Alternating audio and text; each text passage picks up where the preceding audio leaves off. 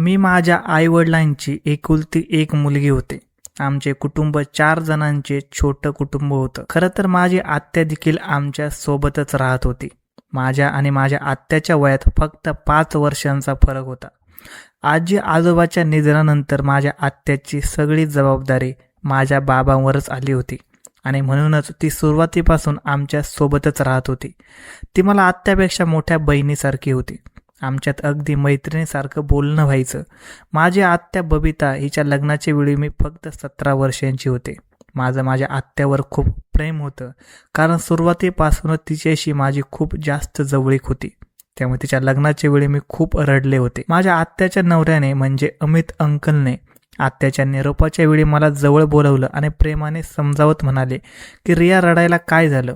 तुझी जेव्हा इच्छा होईल तेव्हा तू आमच्या घरी ये. त्यांचं हे बोलणं ऐकून मला खूप आनंद झाला. मी म्हटलं, आत्या तर लग्न करून दुसऱ्या शहरात निघून जाईल.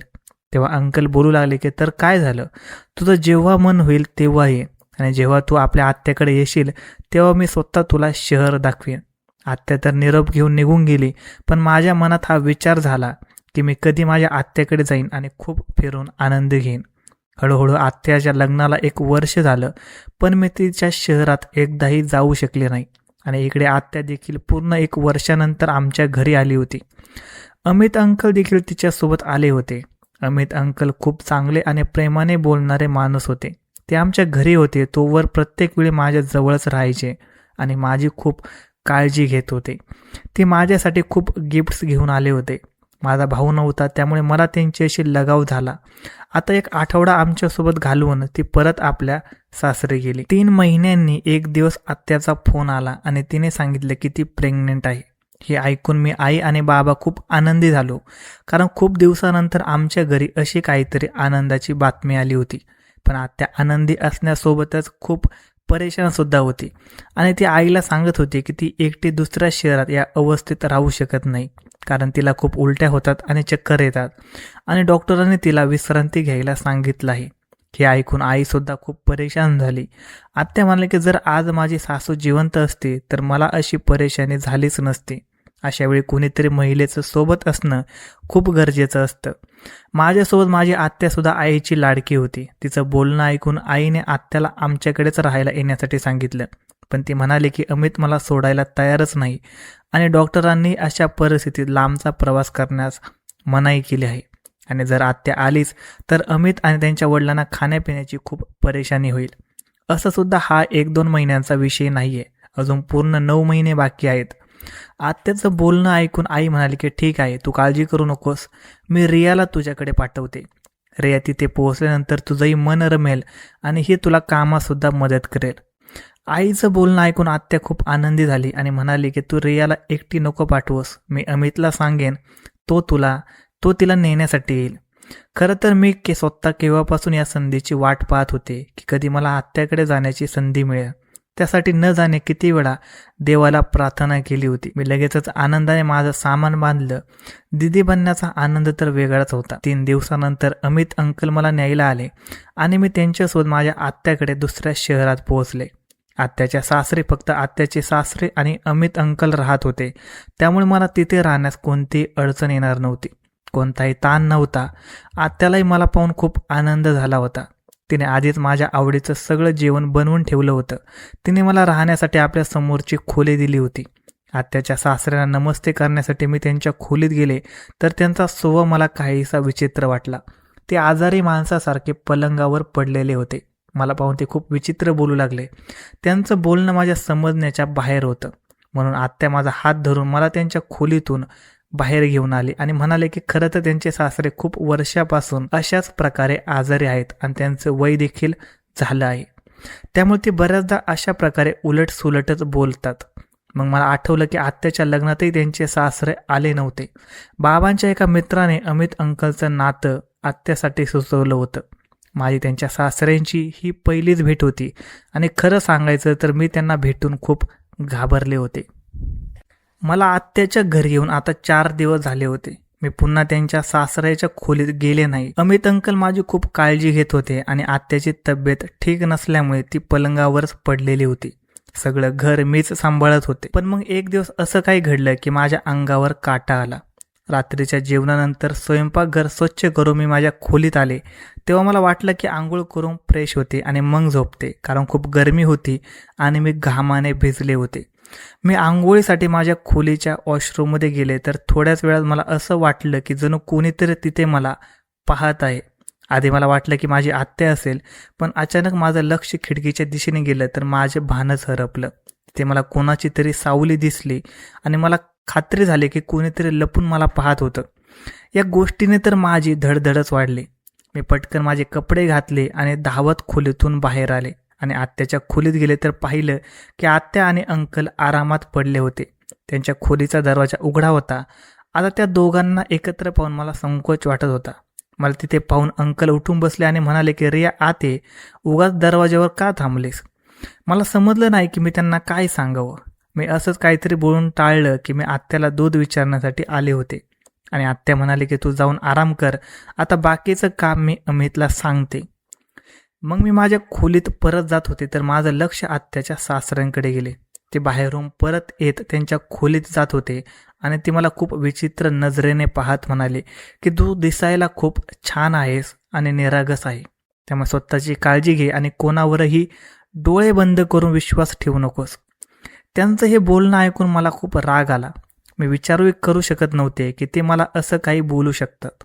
मी घाबरून पटकन माझ्या खोलीत गेले आणि सगळी रात्र मी जागून काढली. मी विचार करू लागले की आत्याने जर सांगितलं होतं की त्यांचे सासरे आजारी आहेत आणि ते खोलीतून बाहेर पडत नाही, तर मग ते इतक्या रात्री बाहेर काय करत होते? ही गोष्ट खूप विचित्र होती. मला खूपच अस्वस्थ जाणवत होते की खिडकीवर जी सावली होती तो माझा भ्रम होता की सत्य. कुणीतरी होतं ज्याने मला पाहिलं होतं. कदाचित ते आत्याचे सासरे तर नाही ना? या प्रश्नाने मला त्रास दिला होता. माझी सगळी रात्र मी जागून काढली होती. दुसऱ्या दिवशी सकाळी अमित अंकल ऑफिसला जाताना म्हणाले, रिया मी संध्याकाळी लवकर येतो आणि तुला खरेदीसाठी बाजारात घेऊन जातो, तू संध्याकाळी तयार राहा. असं म्हणताच अचानक त्यांनी माझ्या जवळ येऊन माझ्या गालावर हात फिरवला आणि ऑफिससाठी निघून गेले. त्यांच्या या वागण्याने मी चकित झाले होते.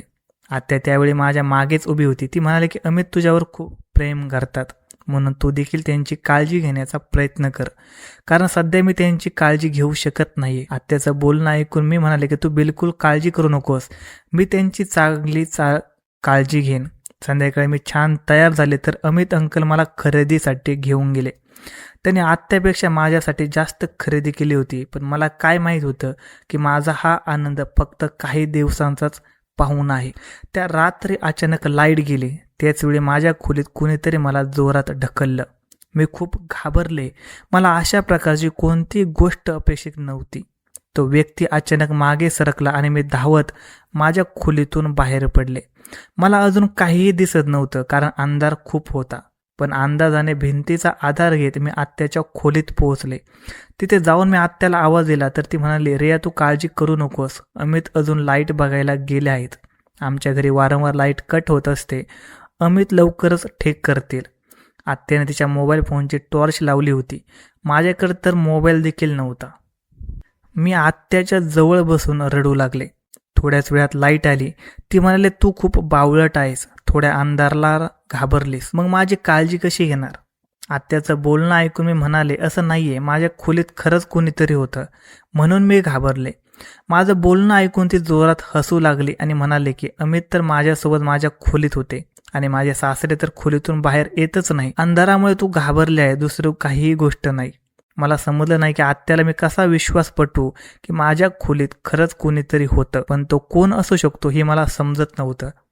जर अमित अंकल आत्याच्या सोबत होते तर मग माझ्या खोलीत कोण होतं? आधी खिडकीवर दिसलेली ती सावली आणि आता खोलीत कोणाच्या तरी उपस्थितीची जाणीव, या सगळ्याने मी खूप घाबरले होते. माझ्या मनात वारंवार आत्याच्या सासऱ्यांचाच विचार येत होता. लाईट ठीक करून अमित अंकल खोलीत आले तर मला पाहून आत्याला म्हणाले की पहा, मी तुला आधी सांगितलं होतं की रिया अंधारात घाबरेल, तू तिच्या जवळ जा. तेव्हा आत्या अमित अंकलला म्हणाले की अंधार खूप होता, जर मी पडले असते तर, आणि मला काय माहीत होतं की ती इतकी घाबरेल. मी दोघांना म्हणाले की तुम्ही काळजी करू नका, मी ठीक आहे आणि आता माझ्या खोलीत जाऊन झोपते.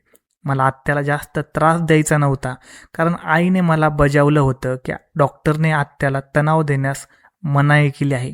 मी परत माझ्या खोलीत आले आणि दरवाजा लॉक करून पलंगावर पडले. मला झोप येत नव्हती. मी विचार करत होते की आता कोणत्या ना कोणत्या बहाण्याने घरी परत जाऊ.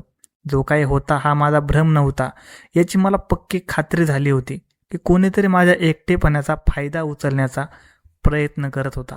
दुसऱ्या दिवशी अमित अंकल काही कामासाठी दुपारच्या वेळेत थोड्या वेळासाठी ऑफिसमधून घरी आले. तेव्हा आत्या औषध खाऊन आपल्या खोलीत झोपली होती आणि मी स्वयंपाकघरात जेवणाची तयारी करत होते. अमित अंकल स्वयंपाकघरात केव्हा आले हे मला कळलंच नाही आणि त्यांनी मला आपल्या मिठीत घेतलं. मला त्यांच्याकडून अशा वागणुकीची अजिबात अपेक्षा नव्हती. मी धडपडत त्यांची सोडवण्याचा प्रयत्न करू लागले. भीतीमुळे माझा आवाज घशातच अडकला होता. मी काहीही बोलू शकत नव्हते. पण अमित अंकलने तर आपला ताबा आणखीनच मजबूत केला आणि म्हणाले की तू इतकी सुंदर आहेस की तुझ्यावरून नजर हटवायला मनच होत नाही. मी कशीबशी त्यांच्या तावडीतून सुटले आणि स्वयंपाकघरातून बाहेर पळू लागले की तेव्हाच अमित अंकलने सांगितले की त्या दिवशी तू खरंच खूप सुंदर दिसत होती. माझ्या मोबाईलमध्ये तुझा व्हिडिओ आहे. अमित अंकलच्या या शब्दाने माझा श्वासच अडकला होता. मी विचारही करू शकत नव्हते की ते इतके नीच माणूस असतील. मी रडतच त्यांच्याकडे पाहिलं तर म्हणाले की मला फक्त तुझ्याशी बोलायचं होतं. मग जसजसे अमित अंकल माझ्या दिशेने आले तसतशी मी पळत माझ्या खोलीत गेले आणि स्वतःला लॉक करून घेतलं. मी घाबरून थरथरत होते. आज मी अमित अंकलचे ते रूप पाहिलं जे मी कधीच पाहिलं नव्हतं. मी तर त्यांना भावासारखं समजत होते पण ते माझ्या सन्मानाचे शत्रू निघाले. माहीत नाही कसे कधी त्यांनी माझ्यावर नजर ठेवली आणि मी या गोष्टीकडे कधीच लक्ष दिलं नव्हतं. अमित अंकल फक्त काही काळासाठी ऑफिसमधून घरी आले होते म्हणून ते पुन्हा निघून गेले आणि मी ठरवले होते की आता मी इथे एक क्षण देखील थांबणार नाही.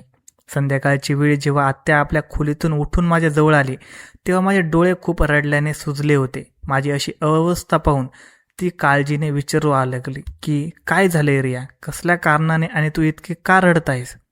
मी आत्याला खरं काहीच सांगितलं नाही कारण त्यांची अशी परिस्थिती नव्हती की मी अंकलबद्दल इतकी मोठी गोष्ट त्यांना सांगू शकेन. म्हणून बहाणा करताना मी रडत रडत सांगितलं की मला आईवडिलांची खूप आठवण येत आहे आणि मला घरी परत जावं लागेल. माझं बोलणं ऐकून आत्याने मला मिठी मारली आणि म्हणाले की पागल, इतक्या छोट्या गोष्टीवर तू असं रडून डोळे का सुजवले. काळजी करू नकोस, संध्याकाळीच मी तुला अमित सोबत घरी पाठवते. अमित अंकल सोबत एका शहरातून दुसऱ्या शहरात प्रवास करायची कल्पनाच मला धडकी भरवणारी होती. म्हणून मी लगेच आत्याला सांगितलं की नाही, अंकलला तू त्रास देऊ नको. बाबा मला न्यायला येतील, मी बाबांसोबतच जाईल. तेव्हा आत्या म्हणाले की ठीक आहे, हे चांगलंच आहे. अशा प्रकारे मी भाऊशीही भेटू शकेन. आत्याचं बोलणं ऐकून मी आनंदी झाले आणि जशी ती माझ्या जवळ उठून तिच्या खोलीत गेली तेव्हा तिच्या जोरात ओरडण्याचा आवाज आला. मी पटकन आत्याच्या खोलीकडे धावले आणि पाहिले की ती पलंगाजवळ पडली होती आणि आपलं पोट धरून जोरात ओरडत होती. मी आत्याला उठवून पलंगावर झोपवलं आणि बराच वेळ त्यांच्या जवळ बसले. त्यांची तब्येत मला अजिबात ठीक वाटत नव्हती. मी आत्याला सांगितलं की आपण डॉक्टरांकडे जाऊया, पण तिने स्पष्टपणे नकार दिला आणि माझा हात धरून म्हणाली की रिया, तू मला सोडून जाऊ नको. मी या अवस्थेत एकटी राहू शकत नाही. आज तरी तू होतीस त्यामुळे मला सावरायला मिळालं, पण तुझ्या जाण्यानंतर जर काही झालं तर मी माझं बाळ असं तडफडून मरेन. आत्याचं बोलणं ऐकून मी खूप चिंतेत पडले आणि मजबुरीने मी तिथे काही दिवस थांबायचं ठरवलं आणि आत्याला सांगितले की तू अजिबात चिंता करू नकोस, मी तुझ्या सोबतच आहे. माझं बोलणं ऐकून आत्या खूप आनंदी झाली आणि तिने मला मिठी मारली. अंकल सुद्धा संध्याकाळपर्यंत परत आले. आत्याने त्यांना सांगितलं की पडल्यामुळे तिची तब्येत खूप खराब झाली आहे. हे ऐकून अमित अंकल देखील चिंतेत पडले. मग त्यांनी मला सांगितले की जा आणि बबितासाठी केशरवालं दूध बनवून आण. मी किचनमध्ये दूध बनवत होते तेव्हा अमित अंकल पुन्हा किचनमध्ये आले आणि माझ्यासोबत त्याच गोष्टी करू लागले ज्यामुळे कोणत्याही मुलीची अवस्था वाईट होईल. मी अमित अंकलला ढकलून दिलं आणि रागाने म्हटलं की तुम्हाला लाज नाही का वाटत. तुमच्या पत्नीची तब्येत एवढी खराब आहे आणि तुम्ही तिच्या भाचीसह असं वागत आहात. माझ्या बोलण्याचा अंकलवर काहीच परिणाम झाला नाही. ते पुन्हा माझ्यासोबत त्या सर्व गोष्टी करायला लागले. मी जोरात ओरडू लागले. माझा आवाज ऐकून आत्या किचनमध्ये आली. त्या क्षणी मी एवढे घाबरले होते की आत्याच्या तब्येतीचा मी विचार देखील केला नाही आणि अमित अंकलचं सगळं सत्य त्यांना स्पष्टपणे सांगितलं. तेव्हा आत्याने एक नजर माझ्यावर आणि दुसरी नजर अंकलवर टाकली आणि त्यांना म्हणाले की तुम्ही कसे माणूस आहात ज्याला एका 18 वर्षाच्या मुलीला देखील वशमध्ये करता येत नाही. तिने गेल्या आठवड्याभरापासून तुम्हाला एकटीने नाचवलं आहे आणि तुम्ही अजूनही काही करू शकत नाही. आत्याचं बोलणं ऐकून माझ्या पायाखालची जमीन सरकली. मी आश्चर्याने आत्याला विचारलं की आत्या तू हे काय बोलत आहे? तेव्हा आत्याच्या चेहऱ्यावर एक विचित्र हसू आलं. तिने माझा हात धरून मला तिच्या खोलीत नेलं. मी आश्चर्यचकित होऊन आत्याला पाहत होते. ती माझ्या डोक्यावर हात फिरवत म्हणले की रिया माझं बोलणं लक्षपूर्वक ऐक. मला अमितचं सगळं सत्य माहीत आहे, पण जी काही गोष्ट आम्हाला तुझ्याकडून हवी आहे ती तुला करावीच लागेल. तिचं हे बोलणं ऐकून मी रागाने उठून उभे राहिले आणि मी आत्याला बोलले की तू हे काय बोलत आहे? तुला माहीत आहे का की तू तुझा नवरा माझ्यासोबत काय करायचा विचार करतोय? तू मला वापरून घेण्याचा प्रयत्न करतोय. तू असं काय अशा माणसासोबत जीवन काढू शकतेस जो तू गरोदर असताना देखील तुझ्या भाचीवर लक्ष ठेवतोय? तो तुला आणि तुझ्या बाळाला काय देईल? माझं बोलणं ऐकून आत्या बोलाली की तुला अमितसोबत ते सगळं काही करावंच लागेल जो तो तुझ्याकडून अपेक्षा करतोय, नाहीतर तो कधीच बाप होऊ शकणार नाही. आत्याचं बोलणं ऐकून मी म्हणाले की तू हे काय बोलत आहे? तू गर्भवती आहेस आणि अंकल वडील होणार आहेत. जेव्हा आत्याने सांगितले की नाही मी आई होऊ शकत नाही, ही गोष्ट समजल्यावरच तुला इथे बोलवलं होतं जेणेकरून तू इथे येऊन मला आणि अमितला एक मूल देऊ शकेल. अमित दुसऱ्याचं मूल दत्तक घेण्यास तयार नव्हता. त्याला स्वतःचं मूल हवं होतं आणि यासाठी माझ्याकडे यापेक्षा सोपं काहीच नव्हतं, कारण मी दुसऱ्या स्त्रीला माझी सवत बनवून आणू इच्छित नव्हते. म्हणून मी हा निर्णय घेतला आहे की मी या कामासाठी तुला कुर्बान करेन. तसंही तू माझी सख्खी भाची नाहीस. मी अमितवर खूप प्रेम करते आणि त्याला कोणत्याही परिस्थितीत सोडू इच्छित नाही. म्हणून मी तुझ्याशी गरोदर होण्याचा आग्रह धरते जेणेकरून माझ्या आणि अमितच्या जीवनात मुलाच्या या कमतरतेची पूर्तता होईल. मी अमित अंकलला माझा शत्रू समजत होते, परंतु माझी आत्या देखील या घाणेरड्या खेळात तितकेच सहभागी होती. स्वतःचे घर वाचवण्यासाठी माझ्या आत्याने माझे जीवन धोक्यात घातले. मी आत्यासमोर हात जोडले आणि तिला सांगितलं की मला माझ्या घरी परतायचं आहे, पण माझ्या आत्याने माझे काही देखील ऐकलं नाही आणि रात्रीच्या अंधारात मला तिच्या नवऱ्याच्या खोलीत पाठवलं.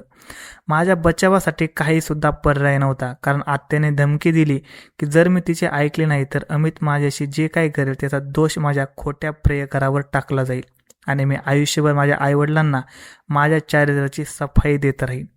मी कधीच विचार केला नव्हता की माझी आत्या माझ्याशी असं वागेल. मी हे मान्य करते की माझ्या आत्याची सख्खी भाची नाही. माझ्या वडिलांनी मला दत्तक घेतलं होतं, पण मी नेहमीच सर्वांना माझे सगळेच मानलं होतं. माझी आत्या देखील सख्खी वाटली होती. आमच्यात कधी असा फरक येईल असं माझ्या मनात देखील आलं नव्हतं. जेव्हा आत्याने मला खेचून खोलीत ढकलण्याचा प्रयत्न केला तेव्हा मी स्वतःला सोडवण्यासाठी आरडाओरडा करू लागले. माझा आवाज ऐकून माझ्या आत्याचे सासरे खोलीतून बाहेर आले आणि त्याने लगेचच माझ्या आत्यापासून माझी सुटका करून दिली. त्याने माझ्या आत्या आणि त्यांच्या मुलाला धमकी दिली की जर त्याने माझ्याशी काहीसुद्धा गैरवर्तन करण्याचा प्रयत्न केला तर ते पोलिसांना फोन करतील. अमित अंकलने आपल्या वडिलांशी उद्धटपणे वागण्याचा प्रयत्न केला, पण त्याच्या वडिलांनी मला कोणत्याही परिस्थितीत एकटं सोडलं नाही आणि माझ्यासाठी आपल्या मुलांशी भांडून मला आपल्या खोलीत नेलं.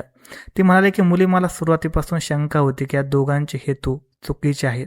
जर मी तुझ्या आत्याविरोधात काही बोललो असतो तर कदाचित तू माझ्यावर कधीच विश्वास ठेवला नसता. आता जेव्हा तुला सर्व काही समजलंच आहे की हे दोघे माणूस बनण्याच्या लायकीचे नाही, तर तू त्यांच्यापासून सावध राहायला हवं होतं.